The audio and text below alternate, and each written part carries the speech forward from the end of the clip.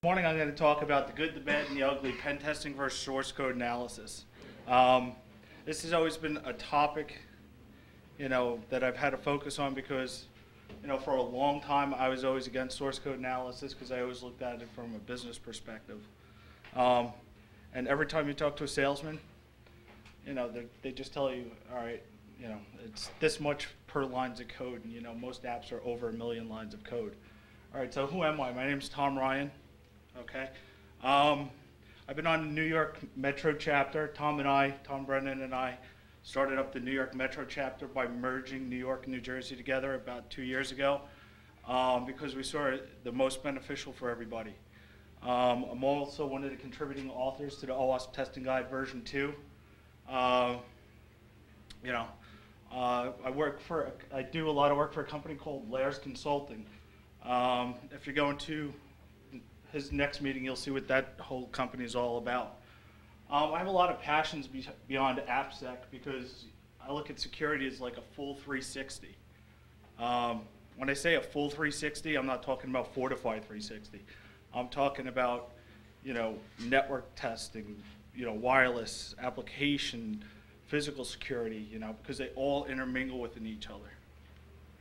On the side, IT gets kind of stressful, so, when times are tough, everybody knows me, I like to go out and play a good game of paintball.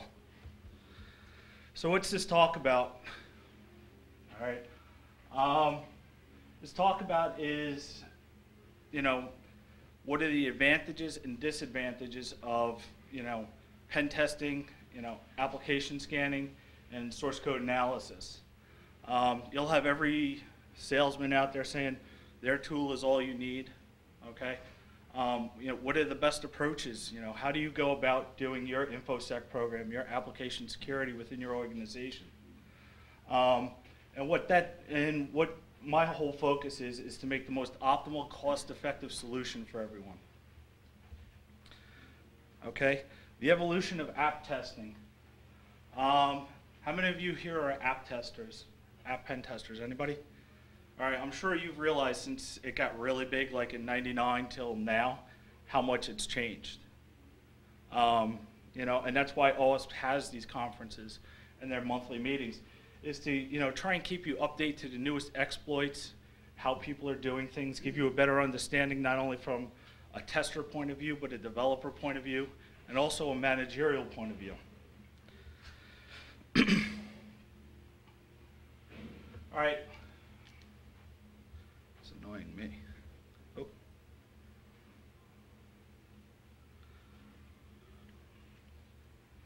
All right, so what are some of the tools out there? All right. As far as application scanners go, the three big ones you always see on the market everywhere you go is always Watchfire, Web Inspect, and Hailstorm. Acunetics and NTO Spider, they're much smaller companies that you see out there, and a lot of the smaller mom and pop shops use them. And then the Owasp tools, you have WebScarab and WebGoat. Does anyone know why I put WebGoat up there?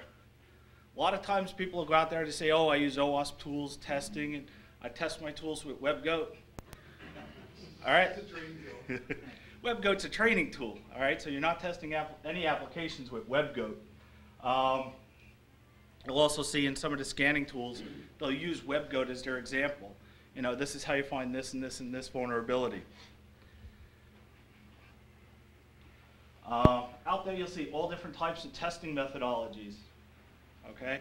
The noob testing methodology, all right? That's what I like to call the guy, yeah, I'm a pen tester, I could do this, I could do that. What do you do? Well, I got a copy of Spy Dynamics and I just turn it on and I let it spider the app and find the vulnerabilities for me. That's the noob tester. Because there's a lot more to it than that. A lot of them don't even realize some of the features that are in the tools. Very few people take the time to actually learn the tools and understand what they can really do. Then there's the whole consulting methodology. All right, there's a whole testing guide, like Owasp testing guides. A lot of companies will follow the Owasp testing guide and say, all right, this is how we do this, this, and this. This is how we perform this type of attack. Here's this type of exploit. Corporate methodology. Corporate is all about standards, okay? How do we do these tests and comply with this standard? Sometimes it's not the most effective way, and sometimes it is, because a lot of it's just based on risk. All right, the Department of Defense approach. Anyone here with the DoD or any branch in the military? No. Their version is pretty much the noob testing methodology. Let's just run the scanner and we'll be good to go, because you know why? We have so many apps, we have no time to do a real test, so we'll just report what the scanner tells us. All right, as far as source code analysis, I haven't worked with any DoD company that does it. Here's an example of Fortify. Just to give you a basic example of everything that's found within source code analysis. All right, you see this is pretty much a standard of what you would see. All right, that many criticals, that many highs. Does anyone know why that's that high? Those numbers, there's a lot of false positives you have to go in and filter out. A lot of people don't, you'll hire a consulting company, they'll come in, they'll generate a report from this and say, here, this is what you have to fix. Okay? It's like you paid me, here, I paid you $25,000 for a 25,000 page report. That's useless to me. Okay, tools for the trade for source code analyzers. Everybody knows you have your IDE. You have to use your IDE for all your development. And what a lot of the source code, the two big source code scanning tools, Fortify and Ounce, what they try and do is make IDE plugins to make it more efficient. Spy Dynamics also has a much cheaper version where it's like point click and we'll tell you what to fix. Is Devon spec. Does it work? No comment. Okay. One of the things I wanted to focus on is how do these tools compare with the Owasp top 10? All right. A lot of people say they go by Owasp top 10 whether they're members or not, and most people couldn't even tell you what the top 10 is. PCI uses the old version of the top 10, and what, PCI 1.1 came out what, a year ago? So there's automated web scanners we'll go through, source code analysis, and black box application pen testing.